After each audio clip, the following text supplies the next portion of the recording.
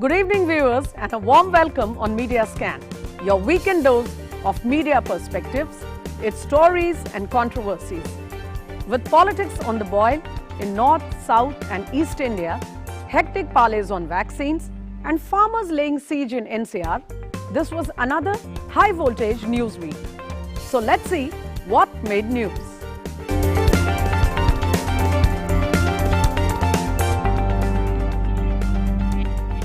The farmers' agitation demanding rollback of 3 reform legislations was the headline for the entire week. Senior central ministers and Kisan Union representatives had several rounds of marathon discussions to arrive at a mutually acceptable agreement. Midweek, Agriculture Minister Narendra Singh Tomar underscored progress in the talks. He emphasized that the government was not standing on ego and would consider resolving the farmers' reservations on various provisions including the MSP. However, normal life was disrupted in NCR due to these protests. India is ready for the corona vaccine, and that too in just another few weeks. But that's not all. The vaccine in India is likely to cost lesser than other countries. This was the clear message of Prime Minister Narendra Modi during an all-party meeting on Friday. The PM, after deliberations with experts and chief ministers, also visited the laboratories and spoke to scientists preparing the vaccine in 3 different cities. Of the 8 vaccines undergoing trials, all of them would be manufactured in India. As a matter of policy, vulnerable citizens such as old persons and healthcare workers would be inoculated first. Move over legendary hero, because it's time now for Neta Rajini. Iconic film star Rajinikanth, who had kept his admirers guessing for too long, finally announced his political plunge this week. His party, he said, would be launched at the year end and would strive for a spiritual brand of politics. More on this in our next segment. From Jammu Kashmir to now Hyderabad, it's vocal for local politics all the way. With the BJP leadership turning the GHMC poll campaign into a high-stakes battle, these municipal polls made national headlines for days. Finally, the BJP tipped AIMIM and Congress to become the main opposition, while the TRS, though the winner as number 1, lost a sizable number of seats this time. Negativity has now given way to cautious optimism. This was most visible in the latest GDP data, which showed a drop in the contraction from 23.9 to 7.5%.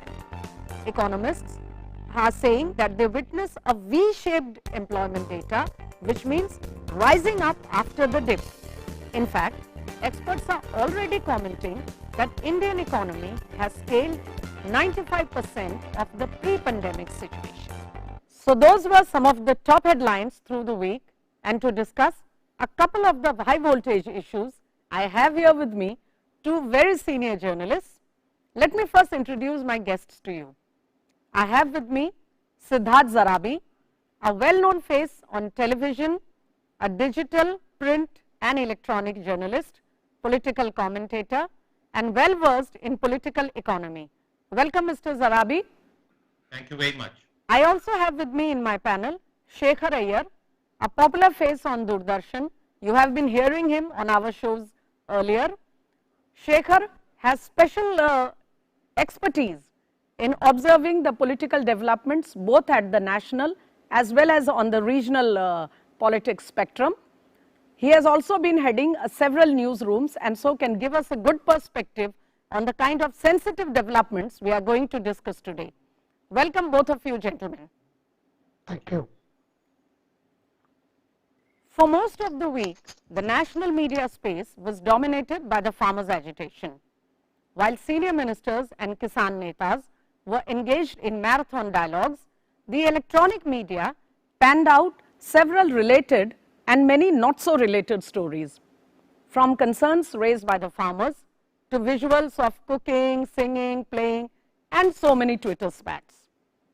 While farmer representatives are insisting that the agitation would be strictly non-political, leaders of several political parties were often seen at the sites trying to make their presence felt. Some even from those states where the farmers have voiced no complaints with the new bills. The print media, though, has been insisting on early resolution of the issue, largely commenting that the time for agriculture reforms was long overdue. So, before I come to my guests on this wide-ranging subject, let's listen in to the Union Agriculture Minister on how he explained the scenario. वैसे तो act के जो प्रावधान हैं उसमें किसान को पूरी तरह सुरक्षा प्रदान की गई है। कहीं से लेकर कहीं तक कोई भी किसान की जमीन की लिखा पढ़ी नहीं कर सकता है, इस बात का प्रावधान एक्ट में ही है। लेकिन फिर भी लोगों की शंका है, तो शंका का निवारण करने के लिए सरकार तैयार है। एमएसपी के मामले में लोग शंका की दृष्टि से देखते हैं, लेकिन मैं फिर यह कहना चाहता हूं कि एमएसपी चल रही थी, एमएसपी चल रही है, आने वाले कल में भी चलती रहेगी। इसकी आश्वस्ति भी हम किसान भाइयों को दिलाएंगे। Mr. Zarabi, I want to come to you first here on your background of political economy. My first question to you is, did you notice, did you monitor the recent stories across various media spectrum? What is your perspective on the coverage of the entire farmers' agitation? Has it been informative, educative? Did you think it was slightly more provocative and not supporting a resolution, or do you think it was balanced? Mr. Zarabi.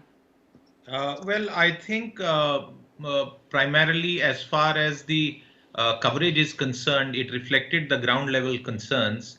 But remember, this is an issue where to some extent there is a divide in the manner in which there is understanding Yes. of covering this entire agitation. The agitation is a rural agitation. It stems from the politics of Punjab.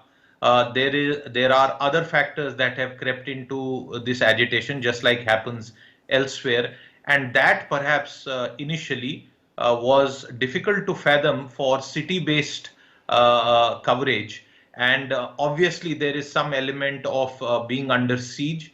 But I would say that overall, the coverage seems to reflect the ground level concerns and has also provided enough space, at least on some platforms, because I cannot make a blanket generalized statement on behalf of all media. That is simply impossible. Yes. But I would say that all manner of views have received adequate coverage.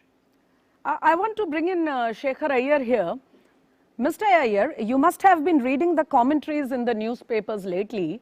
What I basically noticed was there is a lot of support for agriculture reforms per se.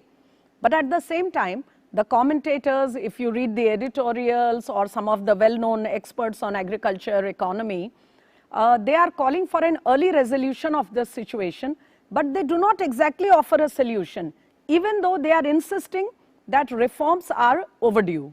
So how do you look at a middle point in the entire debate? Well, Smitaji, the problem is complex at the way it has been perceived. Because the objectives of the government was certainly to give wider option to farmers to sell their produce. Yes. And remove some of the bottlenecks involved, like the Essential Commodities Act and things like that. But what has happened is we saw it during the passage of the bill in Parliament, where all these issues had got reflected on the floor of the House. We saw government giving its assurances, and subsequent to that, it took a political mode when an opposition party directed its governments to pass its own laws to somehow what it called to obviate the necessity of a central law, since agriculture is a state subject also. Yes. Now, with all these complexities, we saw that one thrust of media narrative being that this is some way of center trying to enable the corporate lobby or the corporate interest as well to take over. Whereas the other side of it was this problem has been more highlighted, more misapprehensions and apprehensions expressed, particularly from one region, that is particularly from Punjab. Here I have a small query here, if you allow me to interject. do you think the media in some oblique way has been sort of fanning the reservations or fears of the farmers? Well, Smitaji, I don't want to mince words here. So what is happening is there is a narrative which feels that this agitation is legitimate because it is against Prime Minister Narendra Modi, it is against the NDA government. Therefore, whatever questions that are being asked or whatever fears that are being voiced, they are very logical, and accordingly that narrative pushes that thing.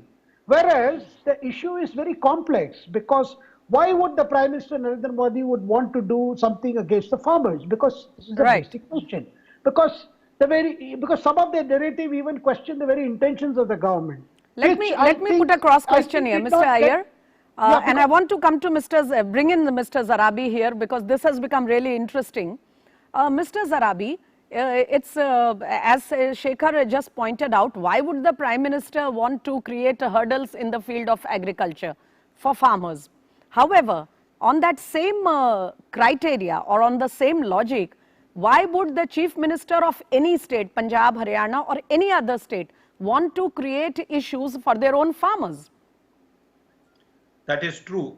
First of all, this is not a national agitation. We have seen farmers in other parts of the country who have welcomed this move, yes, and have actually gone ahead and come out in public support of this move. Number two, as far as the concentration of MSP is concerned, Punjab is one of the largest beneficiaries of the MSP policy. True. Number three, MSP has never been a subject of a law. It has always been an executive decision which has been taken basis inputs from a committee, a standing committee, so to say, on agriculture costs and prices. As far as guaranteeing MSP or providing a legal backing to MSP, I don't think it is a big issue. The government has already made it clear. However, I feel that by including elements like the freedom to burn stubble, many sections in the farmers are actually creating a political agitation out of what is purely an economic issue. This economic issue could have been debated, should have been debated prior, and I believe that certain attempts were made. However, to me it is now clear that the agitation is seeking to politically humiliate or politically put on the back foot the government of the day, and for any agitation to take such a stance will not yield results. So I think Shekhar Iyer, at this interesting point, I want to come back to you and ask you, what do you think is holding up resolution on the issue? Is it political powers? Is it politicians who are fanning the sentiments of the farmers, preventing them from coming to an agreeable solution? Because as far as we know, the discussions between the government and the farmer leaders have been quite cordial, and they were reaching an agreeable point. So are there elements who do not want a resolution? No, I think there are definitely elements who see this as a big opportunity. Yes. For some kind of to create some kind of an upsurge that could not be sustained in the case of, say, Anti-Citizenship Amendment Act, CAA, or in the case of other issues. So there is definitely political motives involved of people who are not necessarily politicians. See, that's the most important point. And also the fact that the farmer bodies are being represented by different organizations. And also the problem of MSP, the very fact that MSP is also distorting the market. But Mr. Iyer, if I can remind you here, it has also resulted in some kind of a situation where your gordons are overflowing, and there is a lot of irregularities being talked about, the way the MSP is administered, particularly in the state of Punjab, and the importance and the role of, the facilitators called Arthias, and their hold over the farmers. These are complex issues which the media if I may bring more focus. Allow me to put you a question here. Even if, say, we ignore the issues of overflowing godowns and such other things, the larger question for a moment, even on the issue of assurance on MSP, the government has displayed a very agreeable and a very soft stance. But then the farmers came back to say that we will not accept till all the laws are withdrawn. So coming back to the same question, are there powers even outside India? We heard the Canadian Prime Minister, we are seeing petitions from MPs in UK who are in no way connected to our farmers in the country. Mr. Zarabi, when we come to the powers who have been trying to sort of create questions on a resolution, how do you look at these elements outside India? How does the issue concern them, or why? Very clearly, the Canadian Prime Minister had no business making that statement. I think it continues to show the low level of political maturity and international diplomatic expertise that Justin Trudeau enjoys in his home country. Constituency. There is a significant domestic lobby that the Canadian Prime Minister is responding to. He is playing pure politics only for his domestic constituents, and I do not see his words having any impact. Of course, the government of India has come out, and rightly so, with a very strong statement Yes. decrying this interference. As far as the point that you made, I repeat what I said. This is an economic question that is centered around farmers who are coming under different kinds of pressure, not just in India, globally, due to various factors, external factors, which are changing farming as a profession, and there are significant livelihood issues that farmers face. A lot has been done, but clearly a lot more needs to be done. The point really is that when you mix economic issues and bring in a political stance on those economic issues, then the space for negotiation and mutual agreement decreases. Shekhar Iyer, taking Siddharthji's point further, when issues are complex economic questions on the table, but politics is in play more than anything else, what is the best way for the government, for a country, for the society to come to a resolution point? Well, I think that is And what the media government- included. Yeah, that is what the government has been trying to do in the last few days, to reduce the trust deficit Yes. and to remove as far as possible the apprehensions or misapprehensions about, because this whole thing is about how one perceives the future. Because in the government's view, these are about options that is to be made available to our farmers Okay. in terms of market possibilities, in terms of their own agricultural potential, and above all, to look at a scenario where India should be, 20 years hence. On the other hand, those who are already benefiting from a system that needs to be reformed, because there is no difference of opinion among parties about the need to reform the existing system of which is being administered through the APMC, through the mandis, because this has been promised by other political parties also. Yes. We have heard former Prime Minister speak for the same.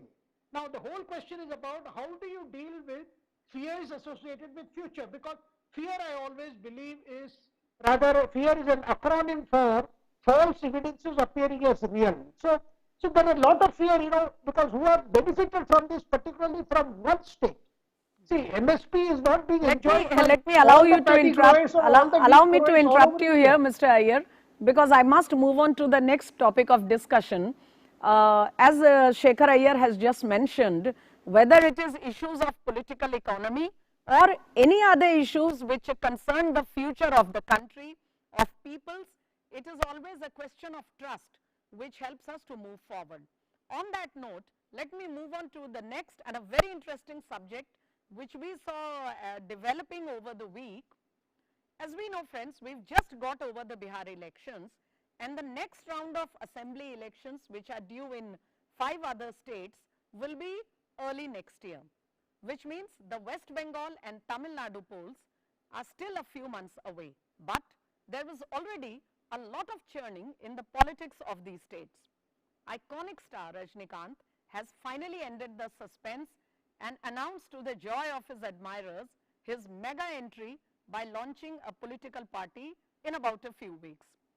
Political observers believe that Rajini's plunge will not only upset the status quo in the state, but lead to new permutations and combinations down south. Whereas in the eastern part of the country, the rebellion of Midnapur strongman Shubhendu Adhikari has created another interesting situation. Despite claims by the Trinamool top leadership, Adhikari made it very clear that he cannot continue in the party. So how will the rebellion of such a senior leader and Mamata's strongest pillars impact Bengal politics? We have both our guests continuing with us, and Shekhar Iyer, who has been a keen observer of South India politics. But before I come to Shekhar, let's see Rajnikant's comment.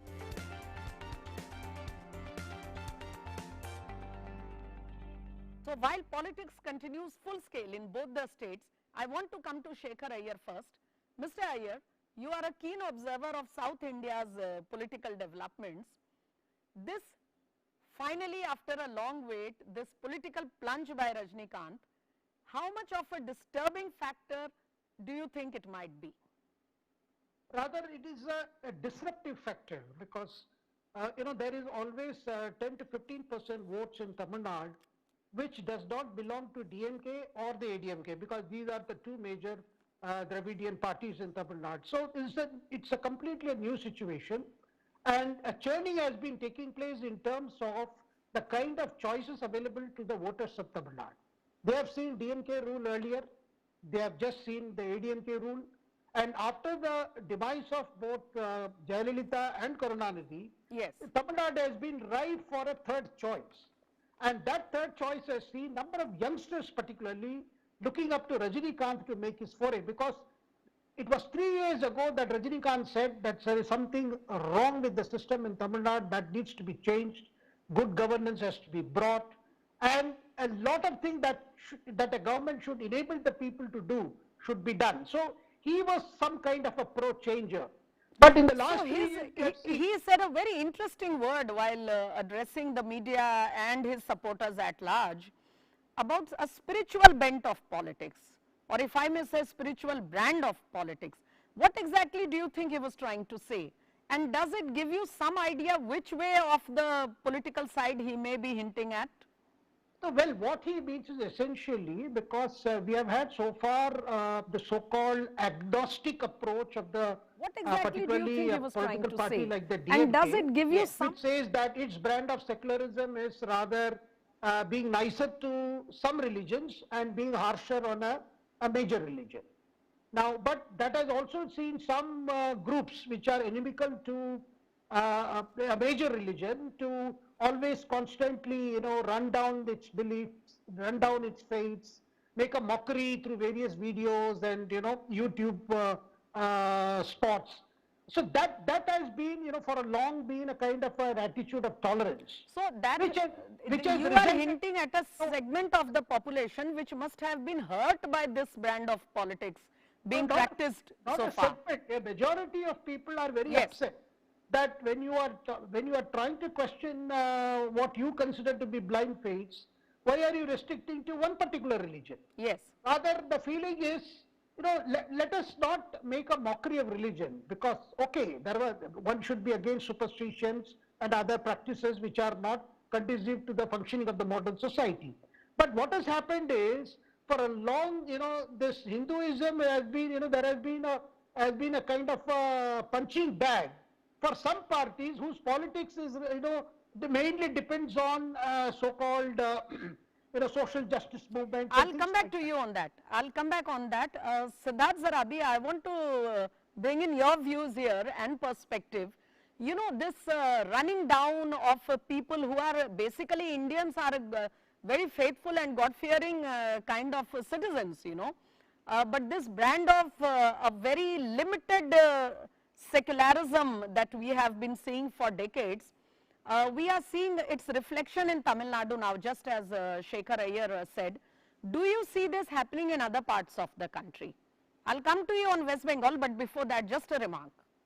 Well, as far as Tamil Nadu is concerned, I believe that a very interesting election fight has been set up for April, and the question that we really need to ask is, had Rajnikant launched this 10 months ago, Yes. at the beginning of 2020, rather at the end of 2020, what would the result have been? And the larger question is for Rajnikant's party and the infrastructure that is needed for elections to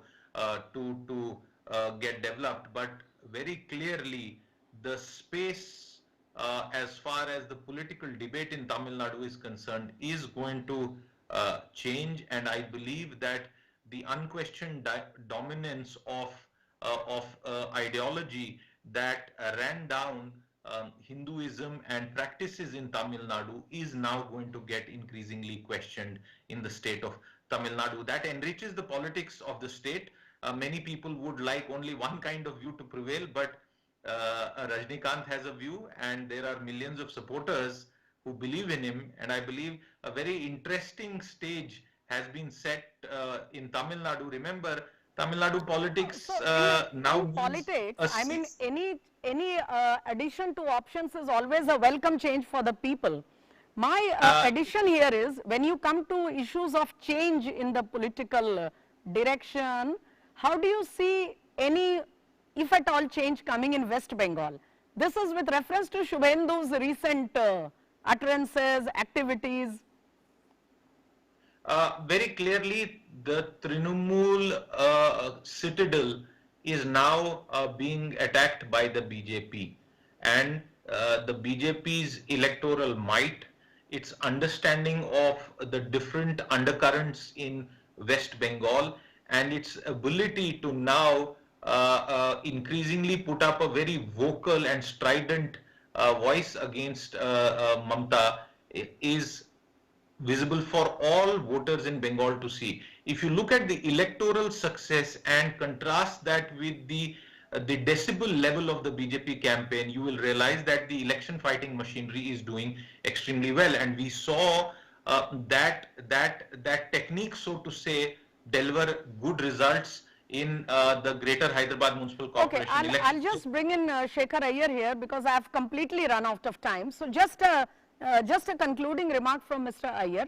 Forgive me, Mr. Iyer, but carrying on from what Siddharthji just said, at least Shubhendu Adhikari hasn't indicated if he has the BJP in his mind, has he? No, but he may not have indicated, but what is happening is all these developments you are seeing has got to do with, there is a yearning for change among the people of West Bengal. They are tired of the kind of malgovernance or the kind of governance that they have seen in the states from 2011. Because Mamata came to power, promising Parivartan or complete change, but that change has led to a lot of disaffection in different sections of the society, and so today's Bengal is filled with hope for a better time time that could not be promised by Mamata. Mr. Iyer, I'll invite you soon on one of these weekends as politics heats up in West Bengal more, and we see more clarity on the ground. But I am afraid with so much happening in so many states, from West Bengal to Hyderabad and Tamil Nadu, I had very little time to bring in all the issues on the table. On that note, gentlemen, I must say thank you to Siddharth Zarabi, Shekhar Iyer both for sharing your perspective on such a sensitive issues. And viewers, that's all the time I have this evening. We shall carry on next weekend. Meanwhile, do keep watching DD India while we continue to scan the media for you. Good night.